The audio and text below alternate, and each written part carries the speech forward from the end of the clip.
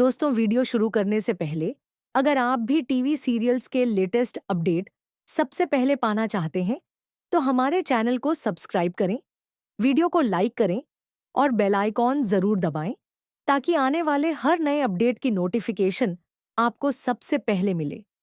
तो दोस्तों, सीरियल सरू के आने वाले एपिसोड में आपको देखने को मिलने वाला है एक बहुत ही बड़ा ट्विस्ट, जहां वेद अपनी ही गलती की वजह से शर्मिंदगी महसूस करता हुआ नजर आएगा।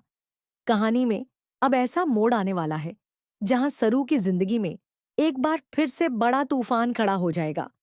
दरअसल वेद अभी तक यही समझ रहा होगा कि सरू और रजत ने उससे टुडन करोड़ की सच्चाई छुपाई है और ये सारे पैसे देवराज पाटिल के हैं। इसी गलतफहमी की वजह से वेद के मन में सरू और रजत के लिए नफरत बढ़ती जाएगी। वहीं दूसरी तरफ वेद बदला लेने के लिए रजत को अपना निशाना बनाएगा। वेद अपने पावर और पहुंच का इस्तेमाल करते हुए रजत के कोचिंग सेंटर पर कार्रवाई करवाएगा। इतना ही नहीं, रजत का पूरा कोचिंग सेंटर सील करवा दिया जाएगा। जब रजत के स्टूडेंट्स और वहां के टीचर्स को यह बात पता चलेगी तो सभी लोग हैरान रह जाएंगे। रजत पूरी तरह टूट जाएगा क्योंकि उसने मेहनत से अपना यह कोचिंग सेंटर खड़ा किया था।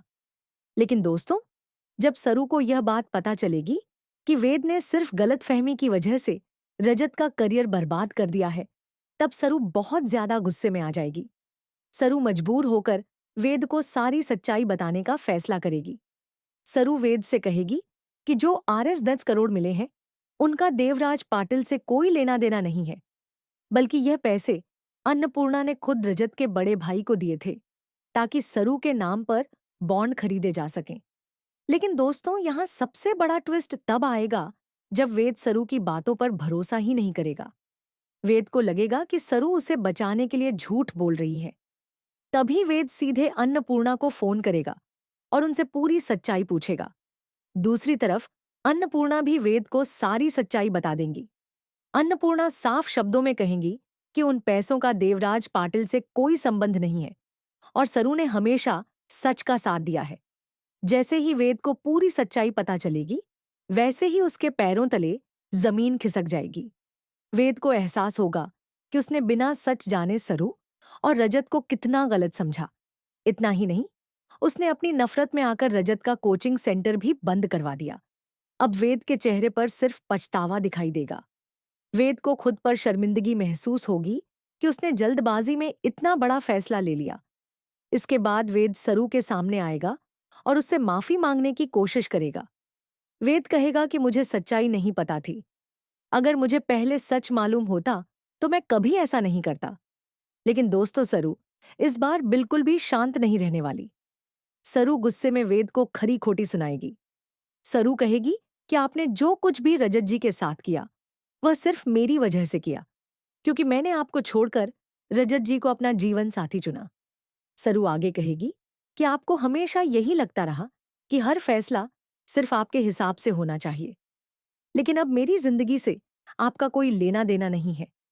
आप यह बात याद रखिए कि अब मुझे आपसे जुड़ी किसी भी चीज से कोई फर्क नहीं पड़ता, चाहे आप सामने ही क्यों ना खड़े हों। सरू की यह बातें सुनकर वेद पूरी तरह टूट जाएगा।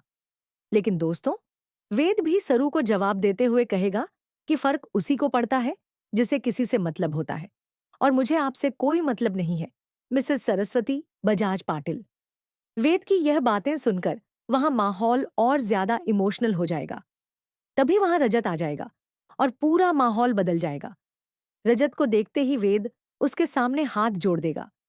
वेद रजत से माफी मांगते हुए कहेगा कि मुझसे बहुत बड़ी गलती हो गई। मैंने तुम पर शक किया और तुम्हारा कोचिंग सेंटर बंद करवा दिया, लेकिन अब मैं खुद तुम्हारा कोचिंग सेंटर दोबारा तैयार करवाकर तुम्हें वापस दूंगा। लेकिन दोस्तों, रजत का जवाब वेद को सोचने पर मजबूर कर देगा। रजत कहेगा कि जो आंखों से दिखता है वह हमेशा सच नहीं होता। कभी कभी सच्चाई हमारे सामने ही होती है, लेकिन हम उसे पहचान नहीं पाते। रजत की यह बात सुनकर वेद पूरी तरह सोच में पड़ जाएगा, क्योंकि उसे समझ नहीं आएगा कि आखिर रजत किस तरफ इशारा कर रहा है। अब देखना बेहद दिलचस्प होगा कि क्या वेद और सरू के बीच की दूरियां कम होंगी या फिर यह गलतफहमियां उनकी जिंदगी में नया तूफान लेकर आएंगी। और क्या रजत सच में वेद को माफ करेगा या फिर आने वाले एपिसोड में कहानी नया मोड़ लेगी? वैसे दोस्तों, आपको क्या लगता है? क्या वेद को रजत से माफी मांगनी चाहिए थी या नहीं? हमें कमेंट करके जरूर बताएं। और अगर आपको हमारा यह वीडियो पसंद आया हो, तो वीडियो को लाइक, शेयर और चैनल को सब्सक्राइब करना बिल्कुल ना भूलें।